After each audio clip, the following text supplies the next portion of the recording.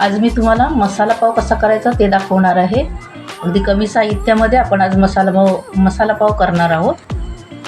ही शिमला मिरची घेतलेली आहे, मी कांदा घेतलेला आहे आणि टोमॅटो घेतलेला आहे. हे दोन भाज्यांपासून आपण मसाला पाव बनवणार आहोत.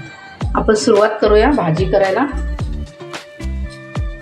1 चमचा तेल घेऊया. तेल गरम झालं की कांदा घालूया आपण.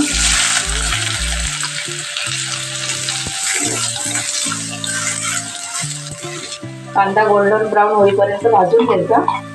तर 1 चमचा आलं लसूण पेस्ट, एकदम करपून द्यायचा नाही कांदा. कांदा भाजत आला की आपण शिमला मिरची घालूया आणि नंतर टोमॅटो घालायचं. शिमला मिरची टोमॅटो लवकर शिजतात, शिमला मिरचीला थोडा वेळ लागतो, त्यामुळे पहिला आपण शिमला मिरची घालणार आहोत. बारीक चिरलेली मिरची शिमला मिरच बरोबर भाजली जाईल. आपण मीठ घालूया म्हणजे शिमला मिरच लवकर भाजेल.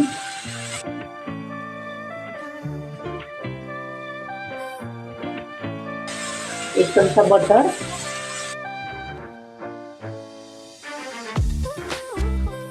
शिमला मिरच चांगली पण शिजवून घ्यायची. पटकन होणारी रेसिपी आहे. तुम्ही मधल्या वेळेसाठी छोट्याची भूक असेल लहान मुलांना तेव्हा करू शकता. आपण टोमॅटो घालूया.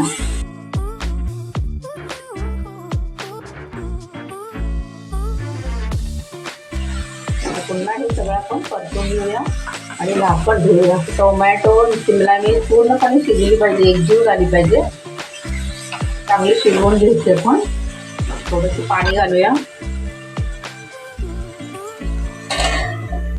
आता आपण उघडून बघूया. टोमॅटो शिजलेले आहेत. आपण आता मसाले घालूया. पावभाजी मसाला, लाल तिखट, थोडीशी हळद आणि गरम मसाला. कलरसाठी थोडी काश्मीरी लाल मिरची.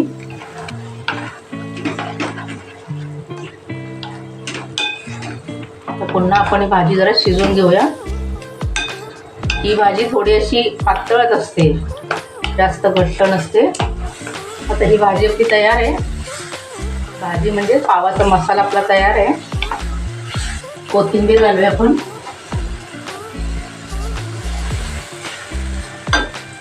पुन्हा एकदा आपण बटर घालूया. किती मस्त वास सुटतोय. कलर पण मस्त आलेला आहे. कमी साहित्यामध्ये हे मसाला तयार झालेला आहे आपला पावाचा. आता आपण पाव भाजून घेऊया. आता आपण पाव गरम करून घेऊया. थोडंसं तेल घालूया. तेल आणि बटर, थोडासा पावभाजी मसाला,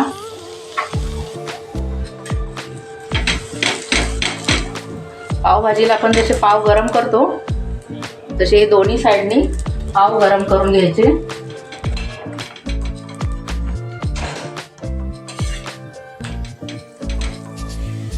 वरून पण आपण बटर, ह्याच्यामध्ये तिखट तुम्ही टाकलं तरी चालेल.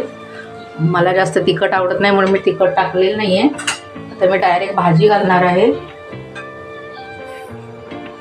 आपण आता ही पावामध्ये भाजी घालायची. तुम्हाला किती कमी जास्त हवी भाजी त्याप्रमाणे भाजी घालायची.